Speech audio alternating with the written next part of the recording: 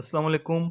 आज हम first year के इम्पोर्टेंट 20 एमसीक्यूज़ करेंगे और ये पूरी बुक में से हैं, हर चैप्टर में से होंगे। अगर आप इनकी प्रैक्टिस करते हैं तो इससे रिलेटेड ही आपके पेपर में एमसीक्यूज़ आएंगे। तो सबसे पहला एमसीक्यूज़ है, एवरी रिकरिंग डेसिमल और टर्मिनल डेसिमल इज़।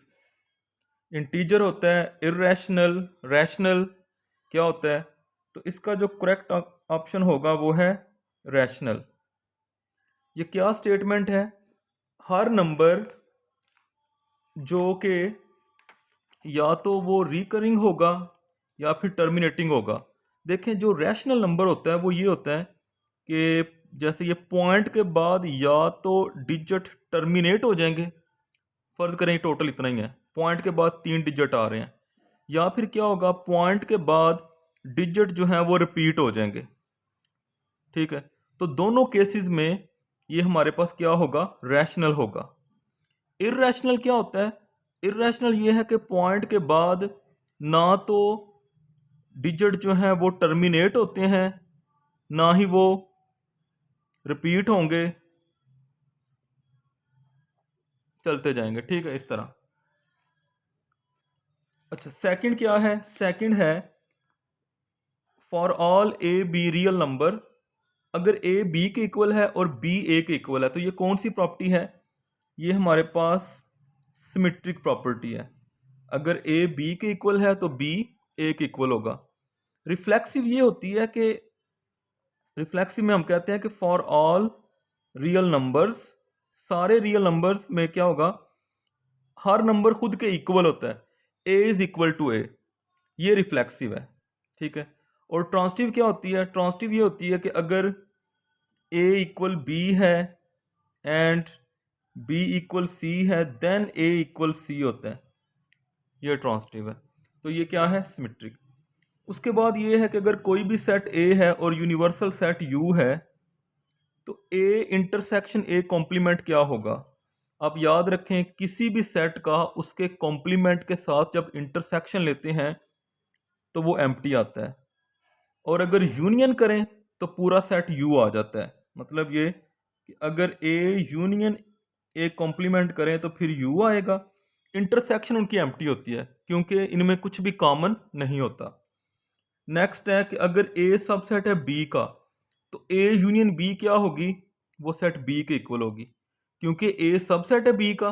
मिसाल के तौर पे आप कहते हैं कि सेट ए है 1 2 और सेट बी जो है वो है 1 2 एंड 3।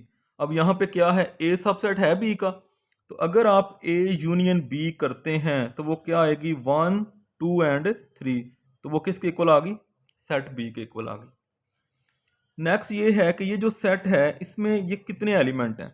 ये इनफाइनाइट सेट है, सिंगलेटन सेट है, या एम्प्टी सेट है? तो ये हमारा सिंगलेटन सेट है, ये एक ही एलिमेंट कहलाता है। अगर इस तरह होता ना 1 2, अब ये 2 एलिमेंट है, लेकिन जब दरमियान में एक ये ब्रैकेट आ गया तो अब ये सारा एक ही एलिमेंट काउंट होगा। नेक्स्ट है कि डिस्क फॉर इक्वल रूट्स। ये जो डिस्क होती है b² - 4ac, अगर रूट्स इक्वल चाहिए हो तो फिर ये डिस्क किसके बराबर होनी चाहिए? 0 के। नेक्स्ट, ये जो हमारे पास फ्रैक्शन है ये कौन सा है? देखिए, ऊपर डिग्री 4 है, x की पावर 4 है, नीचे भी 4 है। ऊपर नीचे degree p of x over q of x वो इक्वल है, तो इम्प्रॉपर हो गया। नेक्स्ट, ये जो इसके पार्शियल फ्रैक्शन क्या होंगे? देखिए, इसमें ये वाला जो फ्रैक्शन है x+1, ये हमारा लीनियर है और नॉन रिपीटेड है, तो वो a आ गया। और ये क्या है? ये इररिड्यूसिबल है, तो ये bx+c इसके नीचे आ जाएगा। इसका ये करेक्ट ऑप्शन बन रहा है। 1 + x/2 + x² / 4 + x³ / 8 up to, ये क्या है? ये ज्योमेट्रिक सीरीज है। आप इसमें देखें कॉमन रेशो सेम है। कॉमन रेशो जो आर होती है, मतलब सेकंड टर्म को फर्स्ट पे डिवाइड करें या थर्ड को सेकंड पे डिवाइड करें तो वो इक्वल आता है, तो ये हमारे पास होगी। नेक्स्ट हमारे पास है नंबर 10। अगर इवेंट जो है वो श्योर हो तो प्रोबेबिलिटी क्या होती है इवेंट की? वो 1 होती है। जो इम्पॉसिबल इवेंट होता है उसकी प्रोबेबिलिटी होती है 0, वो कभी परफॉर्म ही नहीं होता। जो श्योर इवेंट होता है उसकी प्रोबेबिलिटी 1 होती है और मैक्सिमम प्रोबेबिलिटी भी 1 होती है।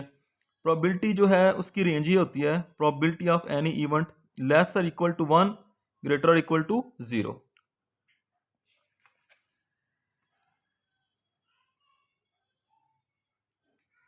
अच्छा नेक्स्ट 11 पी 6p4 6p4 किसके इक्वल होगा? तो ये क्योंकि परमुटेशन है 6p4 जो है इसकी कैलकुलेशन क्या है, इसकी कैलकुलेशन देख लें। 6p4 ये होता है 6 फैक्टोरियल ओवर क्या होगा 6 माइनस 4 फैक्टोरियल, तो ये आ जाएगा 6 फैक्टोरियल ओवर 2 फैक्टोरियल। इसको सिंप्लीफाई करें 6 5 4 3 2 फैक्टोरियल, नीचे भी 2 फैक्टोरियल, ये कैंसिल हो जाएगा, इसको मल्टीप्लाई कर दें तो ये हमारे पास आ जाएगा इसका 360। अच्छा नेक्स्ट है कि ये जो बाइनोमियल एक्सपेंशन होगी इसके अंदर ये कब वैलिड है अगर x क्या हो। तो आप ये इसमें याद रखें कि ऐसा होता है 1 प्लस एक्स की पावर n।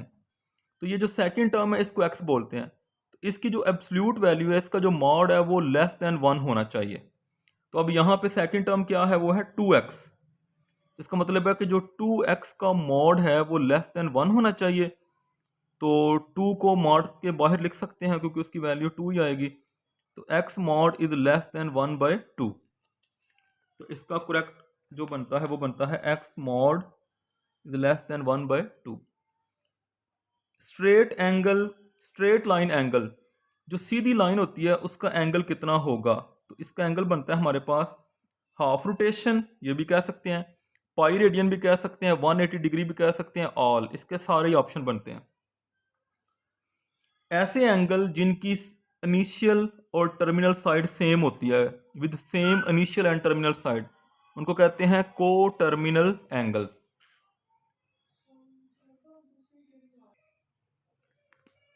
अच्छा इसके बाद 15 है an angle is in standard position if it's vertex. जो एंगल का वर्टेक्स है अगर वो ओरिजिन के ऊपर हो तो वो एंगल स्टैंडर्ड पोजीशन में होता है। वर्टेक्स क्या होता है? टू रेस का जो कॉमन स्टार्टिंग पॉइंट होता है, ये अगर ओरिजिन पे होगा तो एंगल होगा स्टैंडर्ड पोजीशन में। उसके बाद सीकेंट -300, इसका क्या आंसर आएगा? तो देखें सबसे पहले सीकेंट, क्योंकि कॉस का रेसिप्रोकल है उसका माइनस तो खत्म हो जाएगा, तो ये आ जाएगा सीकेंट 300। इसको लिख सकते हैं सीकेंट 270 प्लस 30 डिग्री लिख लें। अच्छा 270 क्योंकि ऑड मल्टीपल है तो सीकेंट जो है वो किस में चेंज हो जाएगा? को सीकेंट में, और ये आ जाएगा 30 डिग्री। और उसके बाद क्या बनेगा, जब हम 270 में ऐड करेंगे तो फोर्थ क्वाड्रेंट में क्या होगा, सीकेंट पॉजिटिव ही होगा और इसकी वैल्यू आ जाएगी 2। अच्छा इसके बाद 17 है tan की रेंज क्या होती है? सेट ऑफ रियल नंबर, क्योंकि tan जो है वो π/2 पे इन्फिनिटी भी होता है, तो इन्फिनिटी इसके अंदर नहीं है, तो tan जो है उसकी रेंज है r। Point of intersection of right bisector क्या होता है? सरकम सेंटर होता है। अच्छा अगर साइन x 0 के इक्वल है तो x क्या होगा? इसका ये ऑप्शन भी हो सकता था, लेकिन इसकी अगर हम जर्नल फॉर्म की बात करें तो इसका ऑप्शन होगा n π, क्योंकि ये बनेगा x is equal to sine inverse 0। अब साइन 0 कहाँ कहाँ पे होता है? 0 पे, पाई, 2π, 3π, इन सब पे होता है। तो इसका मतलब है हम उसको बोलेंगे जनरल फॉर्म में n π, ये होगा। साइन और कॉस जो है वो ग्राफिकली इंटरसेक्ट कहाँ पे करते हैं? 45 डिग्री पे, क्योंकि 45 डिग्री पे साइन और कॉस दोनों की वैल्यू होती है 1/√2, सेम होती है। तो ग्राफिकली जैसे ये साइन हमारे पास है, ये कॉस का ग्राफ है और ये साइन का ग्राफ है, तो ये 45 का एंगल है जहाँ पे दोनों ग्राफिकली हमारे पास इंटरसेक्ट करते हैं। तो ये इसमें आप देख लें, अभी हमने एमसीक्यूज किए हैं, ये पूरी बुक में से एमसीक्यूज थे।